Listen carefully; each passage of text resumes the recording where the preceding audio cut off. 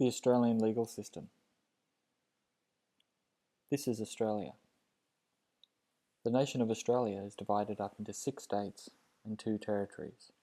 The 6 states are Queensland, New South Wales, Victoria, Tasmania, South Australia, and Western Australia.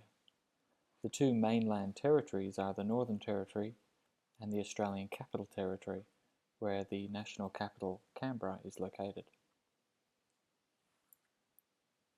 Australia is a monarchy. The head of state is presently Queen Elizabeth II. Queen Elizabeth II is also the Queen of many other countries around the world, and the Queen of Australia therefore does not actually reside in Australia. Instead, she has appointed someone to be her representative, someone who remains in Australia and carries out the Queen's responsibilities. This person is known as the Governor-General. Similarly, within each of the 6 states, the Queen has appointed a representative to act on her behalf and exercise her responsibilities in her absence. This person is known as the Governor. Australia therefore has 1 head of state, the Queen, 1 Governor-General, and 6 governors. None of these people actually exercise significant political power. The nation's political leader is the Prime Minister. Within each of the 6 states, the political leader is the Premier. Australia therefore has 1 head of state, a Queen, 1 Governor-General, 6 governors, 1 Prime Minister, 6 premiers, none of whom actually make law. The 2 main sources of law, as we learned earlier, are Parliament and the courts. Australia has 1 national parliament located in Canberra, and each of the 6 states has its own parliament. Similarly, there is a national court system, including the High Court of Australia, located in Canberra, and each state has its own court system. Australia, therefore, has 1 head of state, a Queen, 1 Governor-General, 6 governors, 1 Prime Minister, 6 premiers, 1 national parliament, 6 state parliaments, 1 national court system, and 6 state court systems. It's therefore no wonder why many Australians are utterly confused by their legal system. Why does a country that is relatively small in terms of population have such a complex legal system? The answer, of course, lies in the history of that legal system. So let's take a few minutes to consider the history of Australia's legal system. If we're going to go right back to the beginning, then we should appropriately acknowledge the existence for tens of thousands of years of a sophisticated and effective legal system, the Indigenous Australian legal system. The Indigenous Australian legal system served all the purposes of law that we considered in the earlier topic. It maintained social order. It was a system for resolving disputes. It restrained the abuse of power. Unfortunately, when the British arrived in the 1700s, they did not recognize the Indigenous legal system as a legitimate legal system.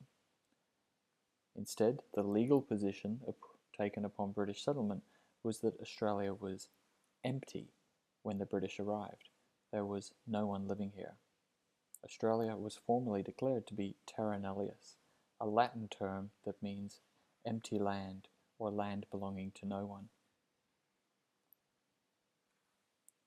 Incidentally, in the 1980s, in the famous Mabo case, the High Court of Australia famously overturned that categorisation of Australia as terra nullius and finally acknowledged the existence of the Indigenous legal system prior to British settlement, as well as the possibility of a continuation of Indigenous property interests until today. This was the origin of the concept known as native title.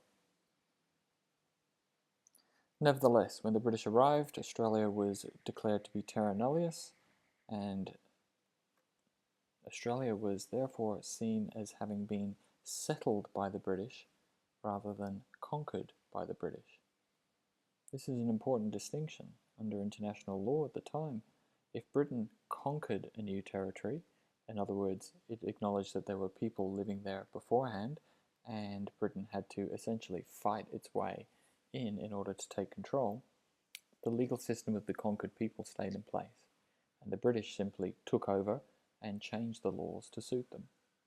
But when a new territory was declared to be empty, and therefore settled by the British rather than conquered, there could be no pre-existing law within that territory, and the British therefore brought British law with them, so that when new legal problems and legal disputes arose in the new territory, they were settled according to British law.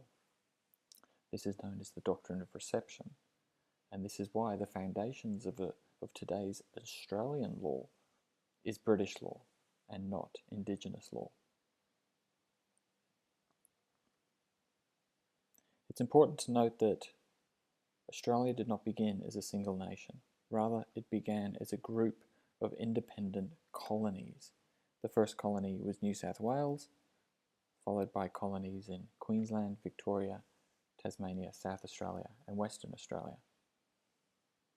Each of these colonies was initially closely controlled by the British government, which was represented in the colony by a governor.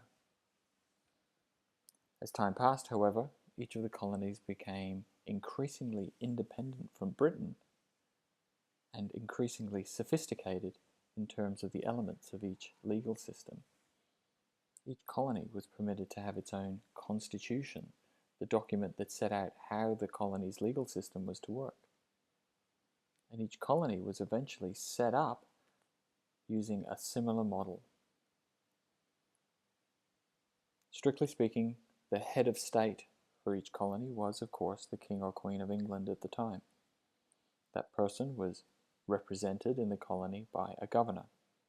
Initially, that governor exercised almost absolute power within the colony, but as time passed and the colonial legal system evolved, power was distributed.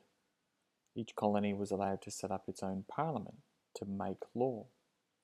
Each colony was allowed to set up its own court system in order to resolve legal disputes. And, eventually, each colony adopted a system based upon the British system, where members of the colonial parliament were selected to act as advisors or ministers to the governor, including one minister who was senior to the others, known as the Premier. Each colony existed as an independent legal system within Australia. This created problems. Each colony's laws were initially based upon British law, but as time passed, each colony began to adapt British law to suit its own circumstances, and not necessarily in a manner consistent with what was happening in the other colonies. In other words, the laws of each colony diverged from the laws of the other colonies. This made trade between the colonies particularly difficult. As time passed, more and more people called for the colonies to unite, to form a single nation in order to pool its resources, but also to seek to achieve a greater level of consistency and uniformity between the colonial laws. Eventually, after many meetings, conferences, and negotiations between the colonial governments, agreement was reached. The 6 colonies would unite to form a single nation. The Commonwealth of Australia came into existence on the 1st of January 1901. It is very important to note that the 6 colonies were not replaced by a single nation with a single national government. The colonies and their legal systems were retained. They continued to exist in the form of the states. Each colonial parliament became a state parliament. Each colonial court system became a state court system. Each colonial governor became a state governor, and so on. The 6 colonial governments remained in place, but a new 7th government, a federal or national government, was created to regulate national matters. And this new federal or national government was again set up using a system adopted from Britain and very consistent with the legal systems that existed within the colonies. The head of state was the King or Queen of England, represented within the federal or national government by a Governor-General, called such in order to distinguish this person from the state or colonial governors. A new national or federal parliament was established, a new national or federal court system was created, and again, adopting the system that originated in Britain, the executive government was made up of people selected from the Parliament to act as ministers to advise the Governor-General, including one minister who was senior to the others, called this time the Prime Minister. We will, in the next topic, explore these particular roles played by each element of the government and how the federal government relates to and works with the state governments. The history of Australia's legal system has been a story of increasing independence from Britain. Since British settlement 200 years ago, governments in Australia have acquired increasing freedom from interference by the British Parliament. Today, it is no longer possible for the British Parliament to make laws that bind or regulate Australia. Australia is effectively an independent nation. There does, however, remain one important connection back to Britain. The Australian head of state is automatically, under the Australian Constitution, the British head of state. We still share the Queen. This has led many people in Australia in recent years to ask whether the next and final step in the journey of independence from Britain should be taken. Should the Queen be replaced by an Australian head of state?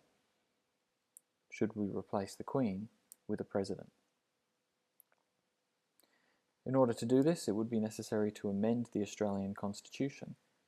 An important step in this process is the holding of a referendum. Such a referendum was held in 1999. The Australian public was asked whether or not Australia should become a republic and replace the Queen with an Australian head of state. At the time, the decision was no. But this is an issue that is unlikely to go away, and Australia may face another referendum in the near future and be asked once again whether it was time to take the final step.